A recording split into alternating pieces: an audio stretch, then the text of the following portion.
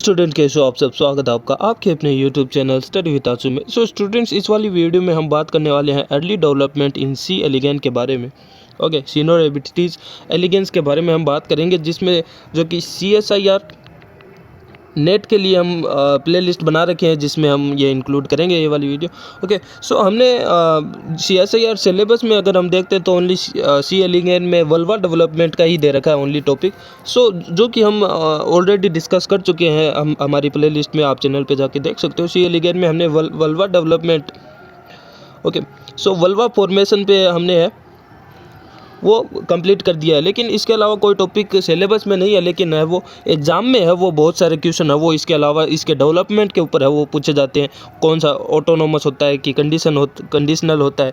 Okay, and इसमें है वो आगे हम देखेंगे P1 एंड P2 सेल्स होती है, उसको हटा देते हैं तो क्या फॉर्म होता है, क्या अफेक्ट होता है। सो वो सारी हम वो इस वाली वीडियो में एक्स्ट्रा एडिशनल है वो डिस्कस करने वाले हैं, जहाँ से है वो CSIR नेट में क्वेश्चन पूछे जाते हैं। Okay, so first of all cleavage की अगर बात करें, सो क्लीवेज इसमें है वो जैसे कि ह्यूमन में होता है वही क्लीवेज है, रोटेशनल होलोप्लास्टिक क्लीवेज है वो होता है। ओके, सो रोटेशनल होलोप्लास्टिक क्लीवेज ही इसमें होता है। ओके, जो कि ह्यूमन में भी होता है। ओके, जैसे कि स्पर्म एंड ओवम है वो इन कॉन्टेक्ट में आते हैं, जायगोट फॉर्म होता है। ओके, सो जायगोट से आगे हम देखेंगे P1 एंड AB सेल्स बनती है। AB में भी बाद में interior and posterior AB cells है वो बनती है। किस प्रकार से आगे है वो बनती है, हम सारा कुछ है वो डिस्कस करने वाले हैं। जैसे कि ये 2 सेल स्टेज होती है, ये P1 एंड ये AB सेल बनेगी। ओके, एंड देन आगे है वो यहाँ से P2 एंड ये AB इंटीरियर है, AB पोस्टीरियर, और P2 से आगे EMS सेल्स बनेगी जिनका फेट है वो इंटेस्टाइन। अब वो सारा हम डिस्कस करने वाले हैं, डोंट वरी। ओके, सो जैसे कि ये जायगोट है। ओके, सो जायगोट से 2 सेल बनती है, एक AB सेल बनेगी एंड एक P1 सेल बनेगी। ओके, एंड AB सेल होती है, फाउंडर सेल बोलते हैं हम उसको। ओके, एंड इसमें भी एब्स यानी फैट सेल्स, जैसे कि इनका भी कुछ ना कुछ फैट होता है।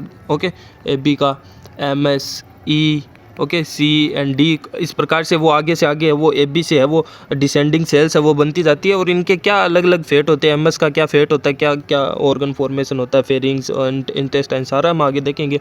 एंड P1 से P1 मोस्टली स्टेम सेल्स होती है ये, एंड ये P1 P2 P3 ये आगे ये स्टेम सेल्स है वो आगे अलग अलग सेल्स है वो बनाती रहती है, स्टेम सेल्स होती है। ओके, एंड इनसे भी है वो स्टेम सेल से obviously fate cell determined differentiate होके सेल्स बनती है फैट सेल, एंड फिर से एक फैट सेल बन जाएगी और एक वापस है वो रिन्यू होके एक स्टेम सेल्स दूसरी बन जाएगी। और ये स्टेम सेल जो बनी है P1 से, ये P2 बनी है, मान लो स्टेम सेल ही होगी, वो आगे एक और फैट सेल अलग प्रकार का फैट सेल डिटरमाइन हो जाएगी एंड दूसरी एक और स्टेम सेल बना लेगी। इस प्रकार से आगे है वो डिफ्रेंशिएशन होता रहता है। ठीक है, एंड अगर हम इन सभी के फैट के बारे में बात करें सेल्स में, जो कि है वो नेट में क्वेश्चन पूछ लिया जाता है कि MS और E का क्या फेट होता है, और पूछा भी गया है।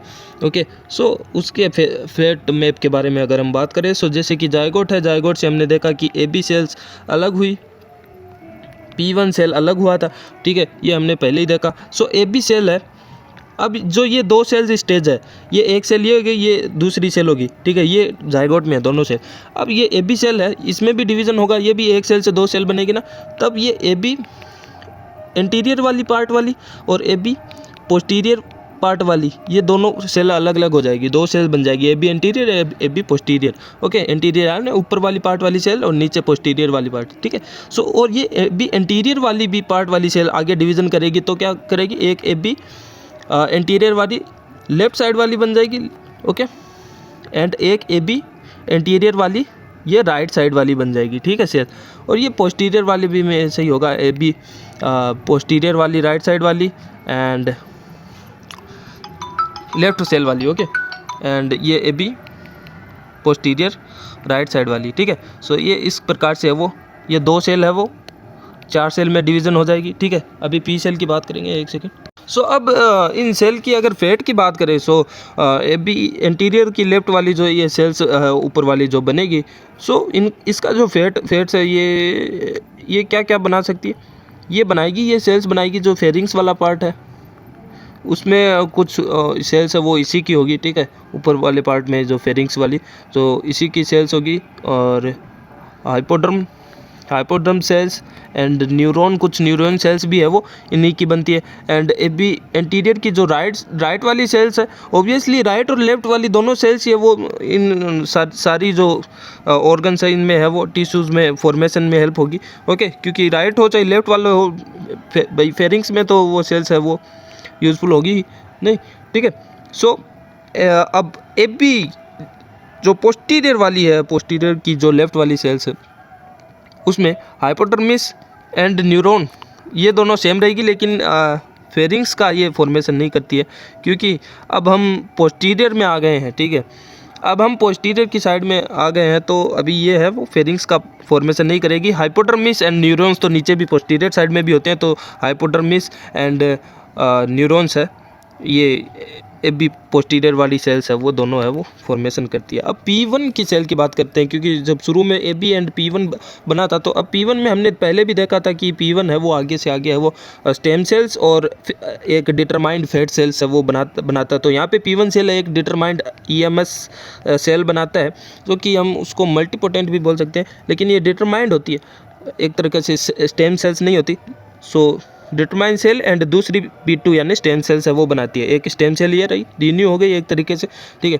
अब ये EMS है वो जैसे कि नाम से ही पता चलता है, E सेल अलग हो जाएगी, MS अलग हो जाएगा, ठीक है। सो MS सेल अलग हो जाएगी इसकी एंड E सेल है वो इसका अलग हो जाएगा, ठीक है। सो MS एंड E में है वो डिवाइड हो जाएगी और आगे जो P2 है वो फिर से है वो एक स्टेम सेल P3 बनाएगी, एक स्टेम सेल P3 और एक डिटरमाइन सेल जो कि हम उसको C बोल सकते हैं, ठीक है।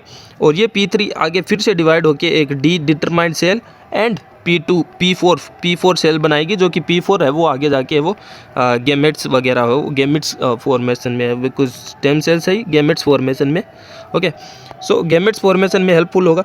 एंड अब यहाँ पे बात करें कि MS और E और C और D का फेट क्या होगा, ये क्या सेल्स है वो क्या टिश्यू बनाने में हेल्पफुल होगी। सो अगर बात करें E का, सो E का तो नाम से ही स्पष्ट होता है, E से इंटेस्टाइन हम बोल सकते हैं, ओके। सो याद रखने के लिए सो E सेल्स है ये इंटेस्टाइन की जो टिश्यू में है वो हेल्पफुल होते हैं बनाने फॉर्मेशन में, ओके। सो इंटेस्टाइन है वो इन्हीं की होती है, इन्हीं सेल की होती है। 20 सेल्स में पार्टिसिपेशन है इंटेस्टाइन की, 20 सेल में E सेल्स का ही होता है, ठीक है।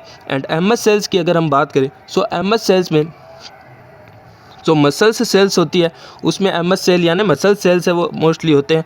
एंड बात करें कि हम एंटीरियर पोस्टीरियर के ऊपर अलग बात कर चुकी है, अब P1 की है वो ऊपर भी सेल्स आ सकती है, ठीक है। फेरिंग्स वाली पार्ट की तरफ भी सेल्स है वो आ सकती है, ऐसी बात नहीं है, ठीक है। तो यहाँ पे है वो ये MS सेल है, ये फेरिंग्स की मसल सेल्स को भी बनाने में हेल्पफुल होती है, फेरिंग्स को भी, टिश्यू को, ओके। एंड कुछ gonad cells 80 gonad cells in total है ना, तो 80 सेल्स है वो ये फॉर्मेशन में हेल्प करती है, कुछ गोनाड सेल्स यहाँ है ना। एंड अब बात करें C की, तो ये C ये जो P2 से जो C डिटरमाइन सेल जो टाइप में बना था, तो ये कौन से ऑर्गन में हेल्पफुल होता है टिश्यू में। सो यहाँ पे जैसे कि ये मसल्स हो गया and hypodermis obviously, okay. Hypodermis cells and 2 neuron cells है वो इससे बनती है, तो टोटल है यहाँ पे 47 सेल्स है वो इससे फॉर्मेशन होती है, ओके।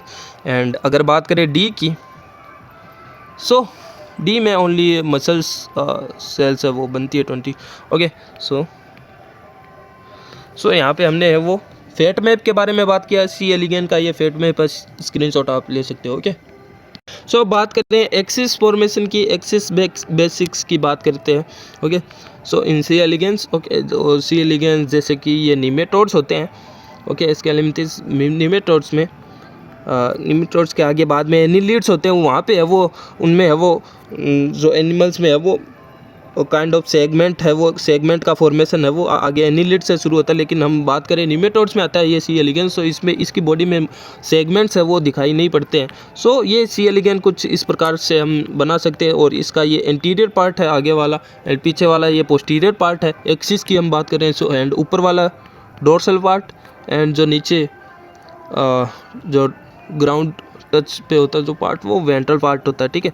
सो इस प्रकार की एक्सिस है वो किस प्रकार से फॉर्मेशन होता है। एक्सिस फॉर्मेशन की अगर हम बात करें, सो ये जैसे कि एग है, सो उसका एग में है वो, हमने बहुत सारे एनिमल्स में देखा डेवलपमेंट में, हमने पीछे कई वीडियो में कि है वो उसमें है वो प्रीजम्पटिव फैट बन जाते हैं, जिसमें है वो एक्सिस है वो फर्टिलाइजेशन से पहले ही है वो डिटरमाइन हो जाती है कि ये वाला पार्ट है वो एंटीरियर होता है, ये वाला पोस्टीरियर होता है। लेकिन इन केस ऑफ सी एलिगेन यहाँ पे है वो ऐसा नहीं होता है। यहाँ पे वो जब एग पे है वो जब स्पर्म की एंट्री होती है एंड जब स्पर्म का जो प्रो न्यूक्लियस है वो अंदर आता है और प्रो न्यूक्लियस जहाँ भी है वो एग पे है वो आके अटैच होता है, वो वाला पार्ट है पोस्टीरियर है, वो पोस्टीरियर है वो बनता है, ठीक है। सो स्पर्म का प्रो न्यूक्लियस जहाँ पर भी आता है अटैच होगा वो पोस्टीरियर पार्ट बनता है और उसका अपोजिट पार्ट है वो इंटीरियर वाला पार्ट है वो बनता है, ठीक है। अब यहाँ पे आगे हम डोर्सल और वेंट्रल एक्सिस की भी बारे में हम देखेंगे, ओके।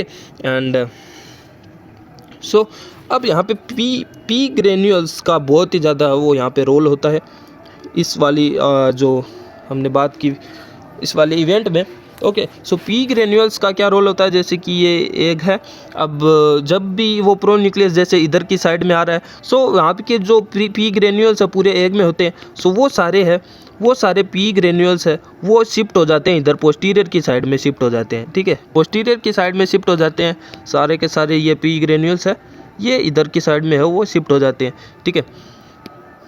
सो इधर की साइड में शिफ्ट हो जाते हैं तो क्या होगा, ये जो पोस्टीरियर वाला पार्ट हो जाएगा एंड ये एंटीरियर वाला पार्ट हो जाएगा। अब जब डिवीज़न होगा, फर्स्ट डिवीज़न हो गया, मान लो 2 सेल स्टेज, फर्स्ट डिवीज़न हो गया, ठीक है। फर्स्ट डिवीज़न जायगोट में फर्स्ट डिवीज़न होने के बाद में जो 2 सेल स्टेज है वो बनती है। हमने बात की थी 2 सेल स्टेज में एक बनता था AB सेल और एक बनता था P1 सेल। सो P1 ये पोस्टीरियर वाली पार्ट की तरफ होगा P1 सेल, और इसमें ही है वो पी ग्रेन्यूल्स है वो होते हैं। पी ग्रेन्यूल्स का मूवमेंट है वो पोस्टीरियर साइड में इधर की साइड में पी वाले पार्ट में, ठीक है। और जब फिर से इसका जब डिवीज़न होता है P1 का, ये जब P1 का एक फैट सेल बनाता है, जो भी हमने पीछे वो देखा कि EMS और P2 में डिवाइड हुआ था। सो एक जो P2 सेल, जो P वाली जो डिसेंडेंट सेल सारी स्टेम सेल वाली स्टेम सेल की तरफ है वो ये पी ग्रेन्यूल्स है वो मूव करते रहते हैं, ठीक है। और सारे है वो, और लास्ट में है वो गेमिट्स में है वो रह जाते हैं, ठीक है। एंड सो इसका जो पी ग्रेन्यूल्स का आपको रोल है वो पता चला यहाँ पे कितना ज़्यादा इंपॉर्टेंट है। सो ये जर्म सेल को है वो लास्ट में है वो, बिकॉज P3 में आ जाएगा पी ग्रेन्यूल्स एंड लास्ट में P4 में आएगा, ठीक है। P4 में ये पी ग्रेन्यूल्स आएंगे ना, यही डिसाइड करेंगे, ये जर्म सेल के फेट को डिसाइड करते हैं, ठीक है। ये जर्म सेल्स के फेट को डिसाइड कौन करते हैं, पी ग्रेन्यूल्स। इस प्रकार से वो क्वेश्चन पूछा जा सकता है CSIR नेट में, ओके। अब एक क्वेश्चन और बनता है और बना भी है शायद, तो कि पी ग्रेन्यूल्स का है वो मूवमेंट कराता कौन है, पी ग्रेन्यूल के मूवमेंट को में हेल्प कौन होता है, तो पी ग्रेन्यूल के मूवमेंट में हेल्प होता है साइटोस्केलेटन। साइटोस्केलेटन में भी कौन सा, माइक्रोफिलामेंट।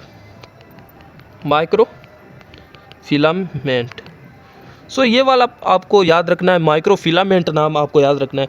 सो क्वेश्चन में अब आपको है वो भ्रमित करने के लिए है वो ऑप्शन है वो एक जैसे बना सकते हैं कि पी ग्रेन्यूल्स के मूवमेंट को हेल्प के लिए है वो कौन सा वो साइटोस्केलेटन यूज़ हो सकता है, माइक्रोट्यूब्यूल, माइक्रोफिलामेंट, है ना, एक 3 में। तो यहाँ पे हमें माइक्रोट्यूब्यूल अगर आ जाए तो उससे भ्रमित नहीं होना, माइक्रोफिलामेंट आपको याद रखना, फिलामेंट, ओके। सो ये वाला नाम आपको याद रखना है।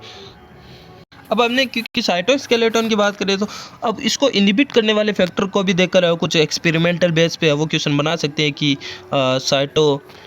साइटोकैल्सिन से ट्रीट करा दे तो क्या होगा। सो साइटोकैल्सिन डी वो इनहिबिट करता है माइक्रोफिलामेंट को, ये हमें याद रखना है। तो माइक्रोफिलामेंट, सो माइक्रोफिलामेंट को अब पी ग्रेन्यूल का मूवमेंट है वो रुक जाएगा इनडायरेक्टली, हम इसके रिजल्ट में वो कह सकते हैं, ठीक है।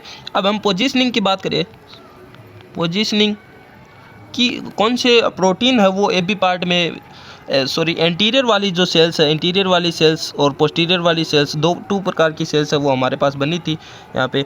सो इसमें वो कौन कौन से प्रोटीन, सो एंटीरियर वाली साइड में जो ये AB सेल्स जो बनती है, AB सेल्स बनती है, हमने देखा इंटीरियर वाली साइड में AB सेल्स बनी थी एंड पोस्टीरियर साइड में जो कि पी ग्रेन्यूल्स थे वहाँ पे P1 सेल बनी थी। सो उधर की साइड में है वो कौन से प्रोटीन एक्सप्रेस होते हैं, PAR6 एंड PAR3 3 ये प्रोटीन आपको याद रखना है, और इधर की साइड में PAR1 एंड PAR2 ये वाले प्रोटीन आपको इधर की साइड पोस्टीरियर की साइड में याद रखना है, जो कि एंटीरियर साइड में इधर की साइड में ये पार्टीशनिंग में इन्वॉल्व होते हैं ये वाले प्रोटीन्स। ओके,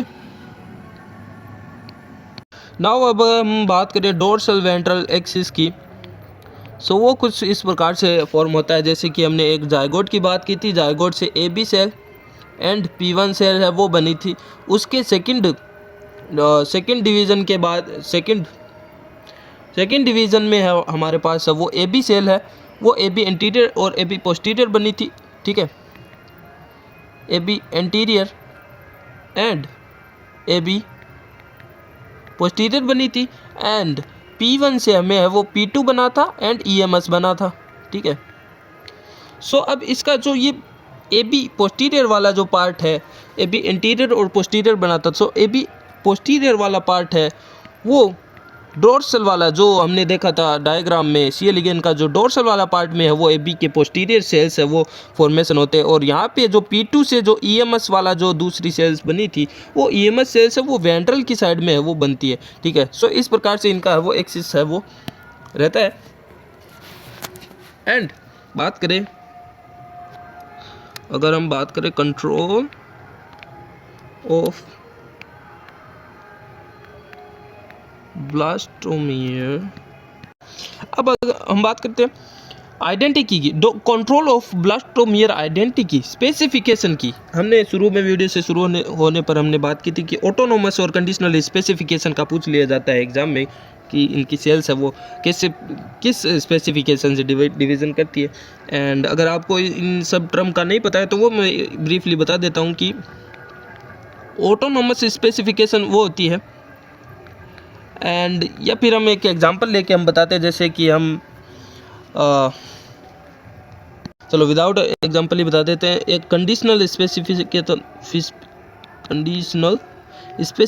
होता है। सो कंडीशनल, देखो नाम से ही पता चलता है कि एक जो सेल है, मान लो एक सेल है, ये सेल है वो कंडीशन पे डिपेंड करेगा कि इसके आसपास में कौन से इन्वायरमेंट की सेल्स रह रही है, कौन सी सेल है उस पर डिपेंड करेगा कि कौन से सेल है वो किस प्रकार से इंटरेक्ट करके है वो इस सेल को क्या फेट गेन करवाने के लिए वो कंडीशन पे डिपेंड कर रही है। और लेकिन जो ऑटोनोमस सेल्स होती है उसका जो फेट होता है, जो जिस फेट का यहाँ पे बना रही है जिस इन्वायरमेंट में, और उसको चाहे सेपरेट करके आप ओनली आइसोलेट करके इक्वल सेल में है वो पेट्री डिस्क में आप रख दोगे तो भी वो वहीं पे वो जितनी सेल बना रही है उतनी सेल बना रही होगी। सो वो ऑटोनोमस स्पेसिफिकेशन होगा। लेकिन कंडीशनल स्पेसिफिकेशन को आप उन सेल्स के एग्रीगेशन से हटा के अगर आइसोलेट करके इक्वल एक अलग से है वो पेट्री डिस्क में रख दोगे, सो वो कंडीशनल स्पेसिफिकेशन वाली सेल है वो आगे डिवाइड नहीं करेगी। जितनी सेल्स का फेट वाली वो सेल है वो वहाँ पे कॉम्प्लेक्स में डिवीज़न कर रही थी। सो यहाँ पे इसमें है वो ये ऑटोनोमस और कंडीशनल स्पेसिफिकेशन बोथ देखा जाता है, बोथ स्पेसिफिकेशन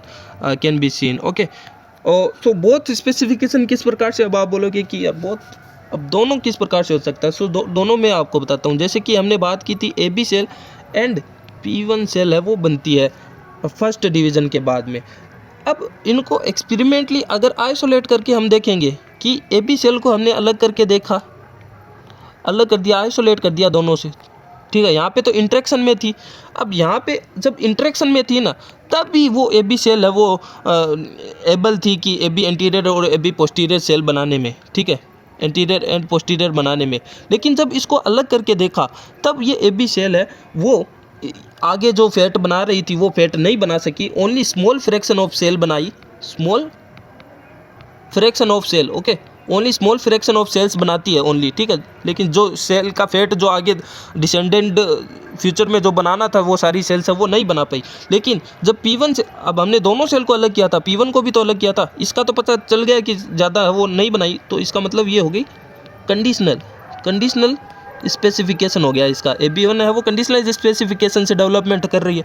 अब लेकिन जब हमने P1 को भी अलग किया था तो P1 के जब फेट देखे थे, जो भी डिसेंडेड फेट वो बना रही थी इस कॉम्प्लेक्स में इंटरेक्शन में, वही फेट है वो आइसोलेट करने के बाद में भी बना रही थी, P2 एंड EMS वो सारा, ठीक है। सो ये डिपेंड नहीं कर रही है, इंडिपेंडेंट है। सो ये है ऑटोनोमस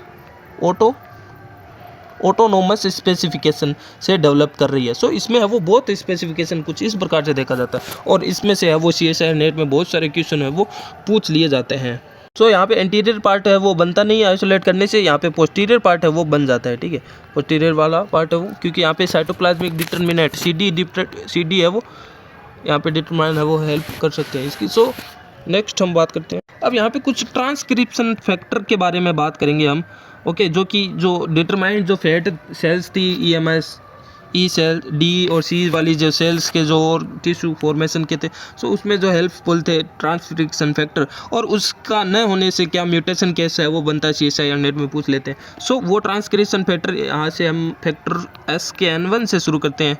यहाँ पे SKN1 का क्या रोल रहता है? सो SKN1 है वो EMS को कंट्रोल करता है, ठीक है। So control EMS, okay. So EMS को ये कंट्रोल करता है एंड यहाँ पे EMS क्या करती थी, जो भी फेरिंग्स एंड इंटेस्टाइन तो ई सेल से बन रहा था, ठीक है।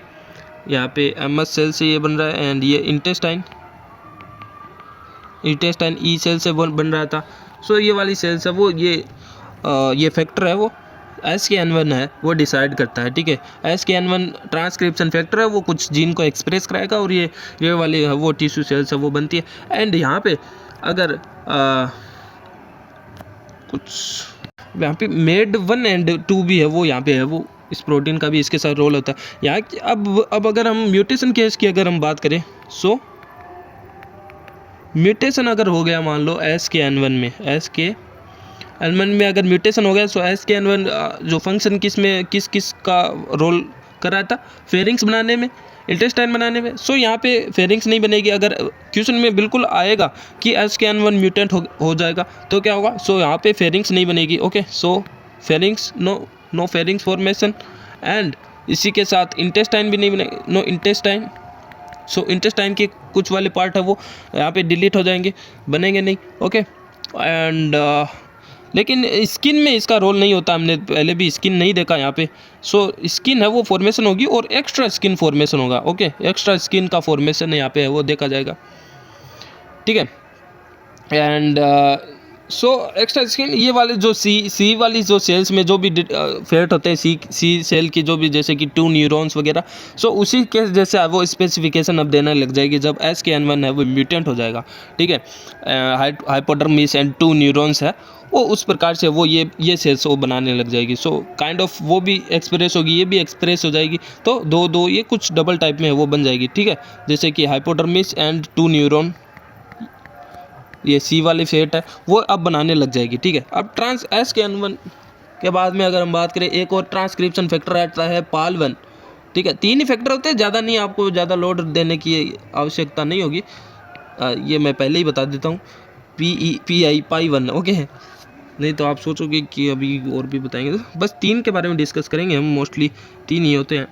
और ये PAL1 की हमने बात की, ये जो P2 सेल्स जो बनी थी, P1 के बाद में P2 एंड EMS सेल्स बनी थी, ओके। सो ये P2 की जो भी डिसेंडेंट सेल्स होती है, डिसेंडेंट सेल की जो मसल्स सेल्स होती है उसको बनाने में है वो इसका रोल होता है PAL1 का, ठीक है। PAL1 का क्या रोल होता है? P2 के डिसेंडेंट, स्पेलिंग मिस्टेक बहुत होती है मेरे से, so please ignore, okay. So P2 के डिसेंडेंट की जो मसल्स सेल्स होती है उसको कंट्रोल करने में, ओके। सो मसल्स को कंट्रोल ये करता है, कौन कंट्रोल करता है? PAL1 कंट्रोल करता है। अब अगर म्यूटेशन केस की अगर बात करें, सो PAL1 म्यूटेंट हो गया तो क्या होगा ये पूछ लिया जाएगा CSIR नेट में, okay. So what happen if PAL1 recessive mutation are occurring, okay.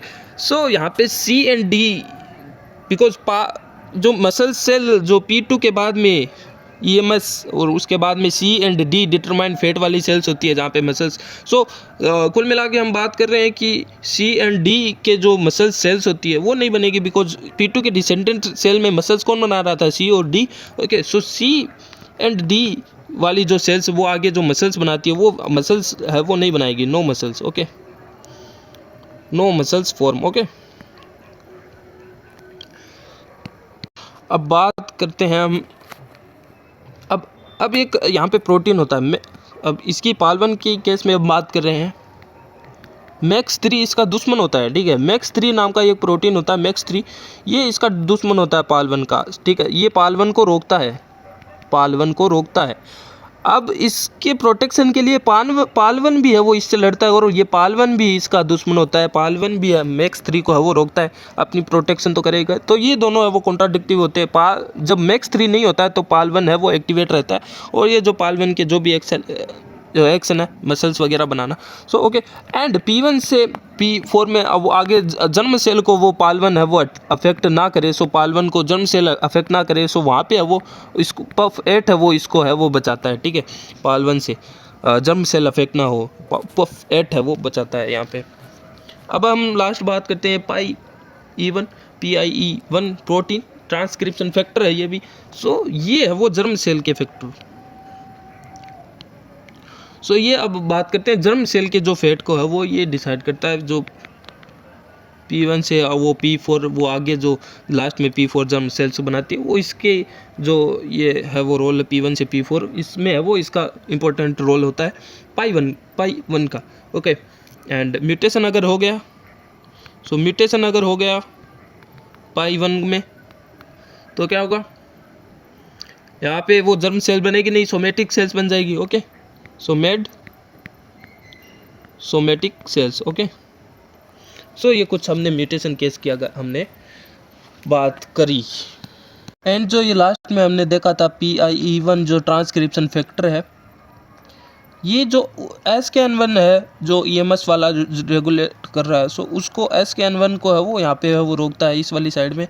And साथ ही साथ में ये ऊपर जो पाल1 हमने देखा ट्रांसक्रिप्शन फैक्टर, वो भी मसल्स वाला, सो वो उसको भी है वो यहाँ पे है वो इनिबिट करता है, बिकॉज उसको तो P1 से P4 के डिसेंडेंट को बनाना है, ठीक है। सो यहाँ पे पाल1 और SKN1 को इस वाली साइड में PIE1 है वो रोकता है, इस वाली साइड में की एक्सप्रेस मत हो भाई तू, ठीक है। तो ये वाला काम है वो ये कराता है सेक्रेटरी साहब PIE1, ओके। अब यहाँ पे कुछ एक्सपेरिमेंट की थोड़ा सा और हम डिस्कस करेंगे, ठीक है। अब क्या आपको पता है हमने जो P2 और EMS की जब हमने बात की थी, ओके, सो जब P1 से P2 और EMS जब बना था, तो अब आपको क्या पता है कि EMS सेल है वो ऑटोनोमस स्पेसिफिकेशन होती है या कंडीशनल स्पेसिफिकेशन होता है, या फिर हम इन दोनों की बात कर ले तो ये P2 और EMS है वो दोनों ऑटोनोमस स्पेसिफिकेशन से डेवलप होते हैं आगे, या फिर कंडीशनल स्पेसिफिकेशन। सो इसका हम किस प्रकार से डिसाइड करेंगे, वही है इन P2 और EMS को दोनों को अलग कर देंगे, ठीक है। सो जब EMS को P2 से इंटरेक्शन से अलग कर दिया कि अब P2 के इंटरेक्शन में अगर नहीं है वो, तब आगे हम देखा तो EMS है वो ओनली, जबकि इसको E और MS में डिवीज़न होना था, E और MS में डिवाइड होना था, लेकिन अब इन एब्सेंस ऑफ P2 ये है वो MS में है वो डिवाइड करेगा। E वाला पार्ट जो कि इंटेस्टाइन बना रहा था वो वाला पार्ट है वो बनाएगा ही नहीं। अब यहाँ पे जो एंडोडर्म का फॉर्मेशन हो रहा था, और यहाँ पे है वो इसका है वो मेसोडर्म का फॉर्मेशन हो रहा था। सो जबकि है वो अब है यहाँ पे जो इंटेस्टाइन वाला जो E वाला पार्ट है वो नहीं बनेगा, जब उनको अगर हमने अलग कर देंगे, इन दोनों को इंटरेक्शन से अलग कर देंगे। सो इससे क्या पता चलता है ये वाली जो दोनों सेल्स है वो कौन सा या फिर हम बोल दें EMS को, ये कंडीशनली डेवलप कर रही है। EMS है वो कंडीशनल डेवलपमेंट है वो कर रही है, कंडीशनल स्पेसिफिकेशन शो कर रही है। सो इसके ऊपर डेफिनेटली है वो क्वेश्चन पूछा जाएगा, ठीक है। EMS है वो कौन सा स्पेसिफिकेशन शो करता है, तो वो करता है कंडीशनल स्पेसिफिकेशन शो करता है, क्योंकि वो नॉर्मल कंट्रोल डेवलपमेंट में वो जब कंट्रोल डेवलपमेंट में जब कंडीशन उसके पास फेवरेबल होती है तब वो है वो E और EMS दोनों में डिवाइड हो रही थी, लेकिन उन दोनों को अलग करने के बाद में वो है वो ओनली है वो MS में डिवाइड कर रही है। इससे क्या पता चलता है क्योंकि MS तो बन रही है ना, MS तो सो MS सेल्स जो होती है इसकी EMS और MS सेल्स की, वो MS सेल्स है वो ऑटोनोमस स्पेसिफिकेशन से डेवलप करती है, ठीक है। अब अगर EMS सेल्स को अगर हम अलग कर देते और अलग करके एक्सपेरिमेंट में ये देख लेते कि EMS है वो E और MS को नॉर्मली डेवलप कर पा रही है, तो हम कहते कि EMS है वो ऑटोनोमस स्पेसिफिकेशन से शो कर रही है, क्योंकि उसको अलग कर दिया हमने, फिर भी वो जो फैट उसको बनाना था वही बना रही है, तब ऑटोनोमस हो जाता। लेकिन साथियों, हमने इसको अलग करने के बाद में भी यही देखा कि ये जो नॉर्मल डेवलपमेंट शो नहीं किया, MSC फॉर्मेशन किया, सो इसका मतलब ये कंडीशनली शो कर रही है EMS सेल्स। और ठीक है, अब यहाँ पे हमने बात की थी कुछ ना कुछ सिग्नलिंग चलती है, तो वो सिग्नलिंग क्या चलती है यहाँ पे, पैराक्राइन सिग्नलिंग। यहाँ पे WNT का रोल होता है, WNT के जैसा ही है वो MOM2 नाम का कुछ प्रोटीन होता है, वो है वो इसका रोल होता है यहाँ पे। जैसे कि ये EMS है, इस EMS के पास से ये पेच टाइप में है वो रिसेप्टर होता है इसका, उस रिसेप्टर को MOM5 बोलते हैं, इस रिसेप्टर को MOM5 ये रिसेप्टर है। और इसके साथ में ये जो P2 है, इससे वो सीक्रेट होता है ये MOM2 नाम का जो लाइगेंड हम बोल सकते हैं, पैराक्राइन सिग्नलिंग का ये लाइगेंड है MOM2, WNT के जैसा काम करता है ये। ओके, सो WNT के जैसा काम करता है ये MOM2, इसके साथ वो इंटरेक्ट में आएगा, ठीक है, इंटरेक्शन में आएगा। सो तभी तो ये इसके इंटरेक्शन पे डिपेंड कर रहा है। EMS कंडीशनल किस प्रकार से है, क्योंकि ये इसके इंटरेक्शन पे डिपेंड कर रहा है, ये MOM2 पे डिपेंड कर रहा है, ठीक है। यहाँ पे ये फ्रीजर्ड रिसेप्टर होता है जो टाइप में उसकी है जो की सिग्नलिंग, ठीक है। सो यहाँ पे WNT जैसा MOM2 है वो डिपेंड करता है, ठीक है। एंड यहाँ पे एक जीन होता है POP1 जीन। POP1 जीन का क्या काम रहता है, POP1 जीन MS जो होता है उसको बनाने में है वो POP1 का है वो स्पेसिफिकेशन रहता है। यहाँ पे है वो E के लिए है वो POP1 जीन है वो नीड नहीं होता है, ठीक है, no need oh POP1 for E, ठीक है। सो नॉर्मल डेवलपमेंट में जब इसको अलग कर देंगे और MOM2 भी नहीं होगा, तभी भी वो POP1 जीन है वो एक्सप्रेस करेगा और MS से वो फॉर्मेशन कराएगा। इसीलिए MS को हम ऑटोनोमस स्पेसिफिकेशन में रखते हैं, ठीक है। और जब अलग हम इस पे वो करते हैं तो एक्सपेरिमेंटल बेस पे हम कुछ बोल सकते हैं कि कुछ भी GRNA कुछ भी देख सकते, गाइड RNA, ठीक है। CSIR आपको तो पता ही है, कुछ भी एक्सपेरिमेंट बना सकता है कि GRNA से हमने है वो POP1 जीन को इनहिबिट कर दिया, तो बताओ क्या होगा। तो क्या होगा, EMS में क्या POP1 जीन है ही नहीं, तो POP1 जीन MS को बना रही थी, अब MS बनेगा नहीं तो E वाली वो सेल्स है वो बनेगी, ठीक है। जब कांटेक्ट में होना ज़रूरी है तभी भी, ठीक है, P2 का कांटेक्ट होना ज़रूरी, अगर P2 का सेल तो वो भी नहीं बनेगा, ठीक है। सो यहाँ पे वो POP1 को अगर इनहिबिट करा देंगे तो E सेल्स है वो बनेगी, ठीक है। सो ये भी एक्सपेरिमेंट आपको याद रखना है। अब एक last but not the least एक और कंसेप्ट लास्ट में है वो बता देता हूँ, बहुत ही इंपॉर्टेंट है, इससे है वो क्वेश्चन है वो बिल्कुल है वो बन सकता है और वो बनेगा भी। सो देखो यहाँ पे P2 और EMS की तो अभी यहाँ पे हमने बात की, हमने ये तो चलो है वो यहाँ पे हो रहा है सिग्नल, साथ ही साथ में यहाँ पे P2 और ABP जो सेल्स होती है वहाँ पे वो ज़ोरदार इंटरेक्शन है वो देखने को मिलता है, और वो भी इंटरेक्शन है वो यहाँ पे है वो GLP1 एंड यहाँ पे नोच डेल्टा नोच वाली सिग्नलिंग कुछ इस प्रकार से वो चलती है, और यहाँ पे है वो APX1 और GLP1 जो कि ABP पर होता है, और ऑब्वियसली GLP1 है वो इसके ऊपर भी रहता है, GLP1 इसके ऊपर भी रहता है, लेकिन ये डेल्टा नोच से इंटरेक्ट वो P2 के साथ में इंटरेक्ट नहीं कर पाता है। ये वाला GLP1 है वो A वाली एंटीरियर वाली सेल्स है वो ये P2 के कॉन्टेक्ट में नहीं आती है। ये GLP है ये P2 के साथ में कॉन्टेक्ट नहीं आने के कारण है वो इसका फेट है वो अपने आप, हमने AB एंटीरियर के फेट देखा कि ये फेरिंग्स हाइपोडर्मिस एंड न्यूरॉन बना रहा था, ठीक है। अब जबकि P2 के साथ में इस वाला ये जो कॉन्टैक्ट हमने देख रहे हैं, ये वाला इंटरेक्शन GLP1 और डेल्टा वाला ये जो डेल्टा नोच वाला जो इंटरेक्शन APX GLP1 के इंटरेक्शन के कारण है वो ABP वाली जो सेल्स है ये ABP बनती है, AB वाली सेल्स है ये ABP वाला फेट है वो, और ABP वाला फेट कौन सा था, हाइपोडर्मिस एंड न्यूरॉन का। इन द सेंस हम ये बोल सकते हैं कि ये वाला जो इंटरेक्शन है वो रोकता है फेरिंग्स के फॉर्मेशन को, ठीक है। और हम कह सकते हैं कि ये जो P2 के साथ में जो भी AB वाली सेल इंटरेक्ट में आएगी वो ABP बन जाएगी, ठीक है। और जब P2 सेल के साथ में अगर हम A को इंटरेक्ट कराएंगे, सो रिजल्ट में हम क्या देखेंगे, जो A है वो AB पोस्टीरियर में कन्वर्ट हो जाएगी, ठीक है। और पोस्टीरियर वाला जो भी फेट है, हाइपोडर्मिस एंड न्यूरॉन वाला फेट है, वो निर्धारण है वो कर लेगी। और अगर हम ABA को P2 के कांटेक्ट में है वो ला देंगे, तो हमने ये वाला केस देखा कि जो ABA एंटीरियर वाली है वो AB पोस्टीरियर की तरह वो काम करने लग जाएगी। और अगर P2 को एब्सेंस कर देंगे हम -P2 की एब्सेंस में हम क्या देखेंगे, P2 की एब्सेंस में हम देखेंगे जो ABP और ABA है दोनों के कांटेक्ट में अब P2 नहीं है। So both ABA and ABP function as ABA। अब ABA का जो भी रोल होता है फेरिंग्स, हाइपोडर्मिस एंड न्यूरॉन का, वो वाला फॉर्मेशन वो होगा, ठीक है, ये फेरिंग्स, हाइपो एंड न्यूरॉन का। सो ये लास्ट में हमने कुछ कंक्लूजन है वो निकाले। सो इनसे वो बहुत सारे वो ये सिलेबस में ओनली वल्वा डेवलपमेंट का था, लेकिन ये कुछ एक्स्ट्रा हो और यहाँ से वो बहुत सारे वो इसी वाली एक ही वीडियो में इतने सारे क्वेश्चन आपको पूछे जाएंगे, ठीक है। सो ये वाली आपको वो याद करनी है। ओके, सो इतना ही था इस वाली वीडियो में। ये कहाँ है, सेम वाला आ गया। सो यहाँ पे थे हम, है ना। सो इतना ही था इस वाली वीडियो में। अगर वीडियो अच्छी लगी तो आप शेयर भी कर सकते हो। वैसे शेयर तो हम करते नहीं है जो भी तैयारी करते हैं दूसरे हमारे दोस्त। तो अगर आप करना चाहो तो कर सकते हो, चैनल को सब्सक्राइब करना चाहो तो कर सकते हो। और पीछे वाली जो वल्वा फॉर्मेशन वाली वीडियो है वो आप देख लेना प्लेलिस्ट पे जाके। आई बटन पे मैं प्लेलिस्ट दे दूंगा, एंड स्क्रीन में मैं प्लेलिस्ट दे दूंगा। Okay, bye bye.